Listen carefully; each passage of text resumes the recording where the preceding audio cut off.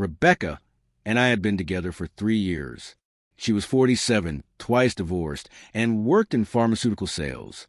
We met at a business event where she approached me, saying she admired how I stood apart from the crowd of people trying too hard to impress. Our relationship, though not without its flaws, was solid. We didn't live together, but saw each other frequently, with her staying at my place 3 to 4 nights a week. We enjoyed our time together, traveled, made plans, and discussed marriage once her youngest child finished college next year.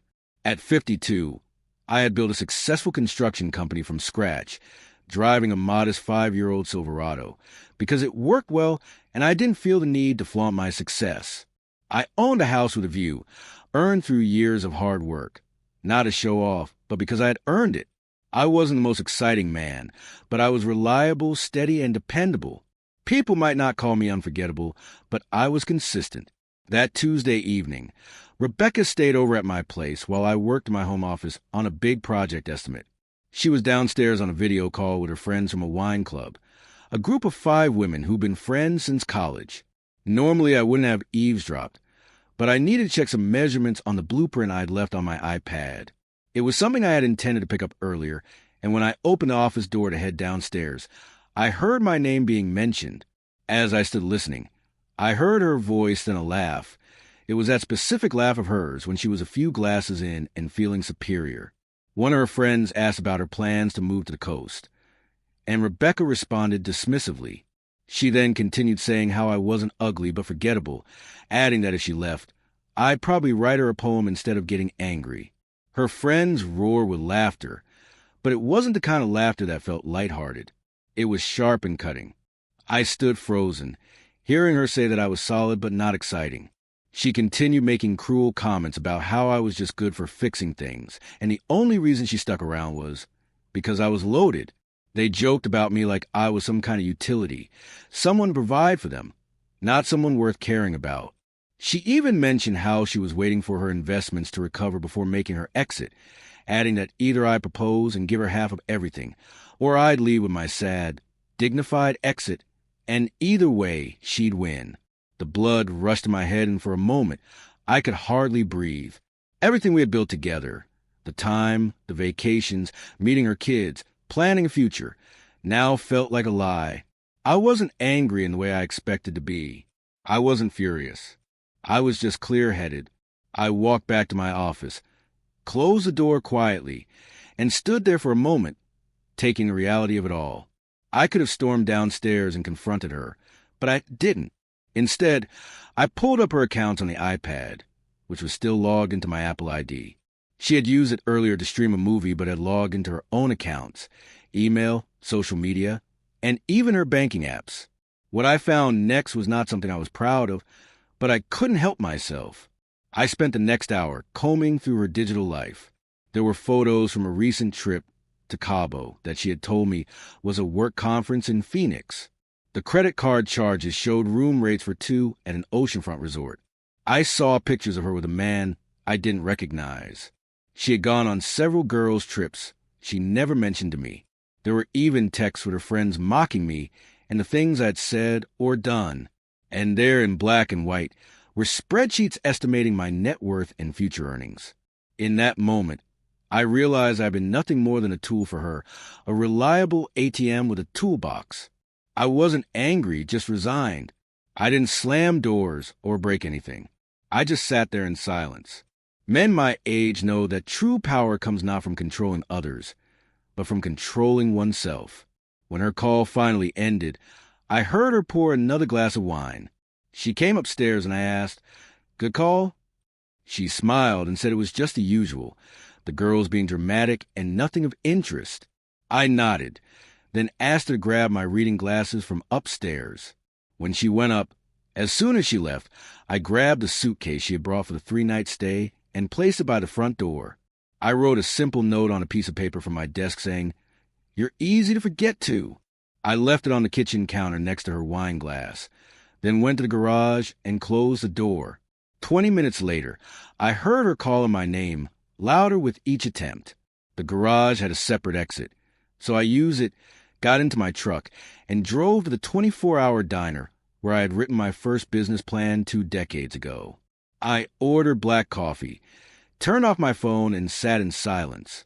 The next morning, I drove to my office. I called a locksmith to change the locks at the house, and my attorney to ensure Rebecca no longer had access to my accounts or property.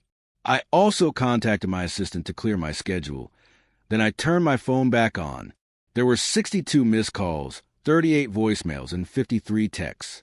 As expected, the messages shifted from confusion to anger, accusations, threats, bargaining, and eventually tears. The texts varied from, "What is this? Call me back," to "You can't just throw away 3 years over nothing," to "Please, Jack, it was just stupid wine talk. I love you. We can fix this." I didn't respond to any of them. Instead, I made arrangements for her belongings to be packed and sent to her place. I sent a single email informing her of the delivery time and stating that any future communication should go through my lawyer. After I left Rebecca, I retreated to my cabin in the mountains, a modest refuge I had bought 15 years ago to escape the world. She had been there twice, both times complaining about the spotty cell service and lack of amenities, opting out of further visits. Now I sat on the deck with a glass of bourbon, watching the sunset paint the mountains gold. My phone was off. The only sounds were the wind through the trees and the occasional cry of an eagle. Instead of feeling devastated or broken, I felt an unexpected calm. I spent the next 3 days there chopping firewood, hiking the old trails, and sleeping better than I had in months. When I finally turned my phone back on, there were another 40 missed calls and over 60 texts, but I deleted them without reading. Back in the city, I immersed myself in work. We were bidding on a major hospital renovation, a project that could significantly expand the business. I worked long hours refining estimates, meeting subcontractors, and focusing on every detail. My employees noticed the intensity, but wisely kept their distance. 2 weeks passed, and the calls from Rebecca grew less frequent. She showed up at my office once, but security stopped her in the lobby.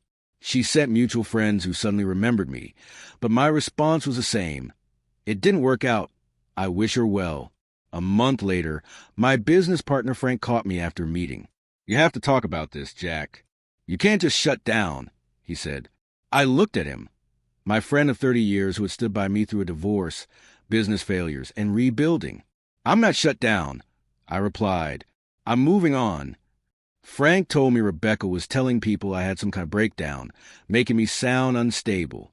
I shrugged it off. People matter no better.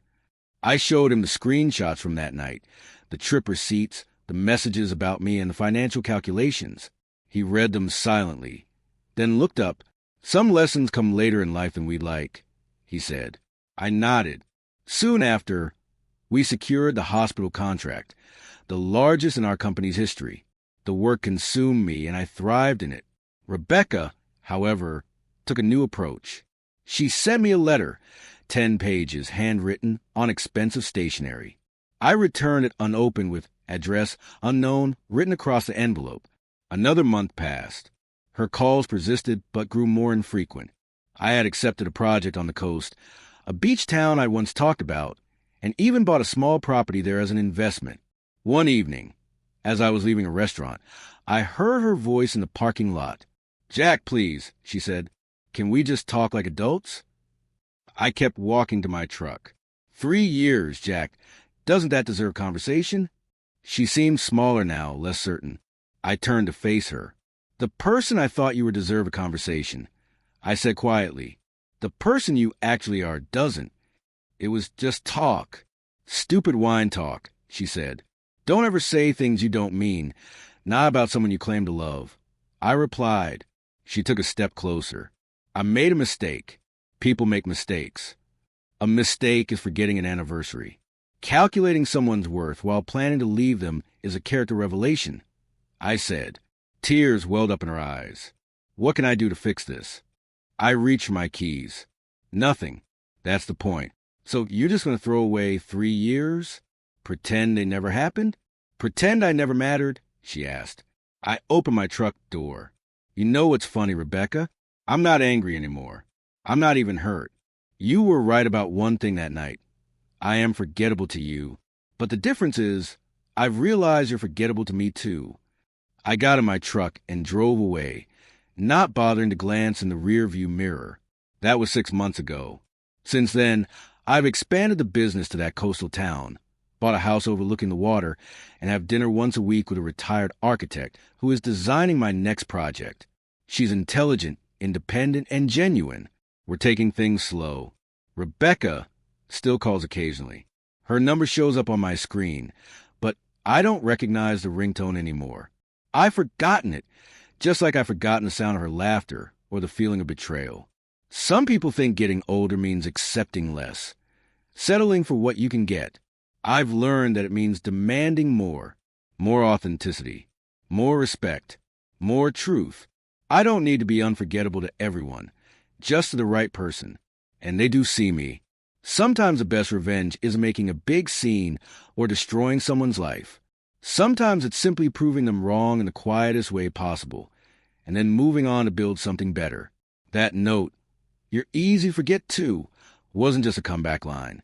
It was a promise to myself.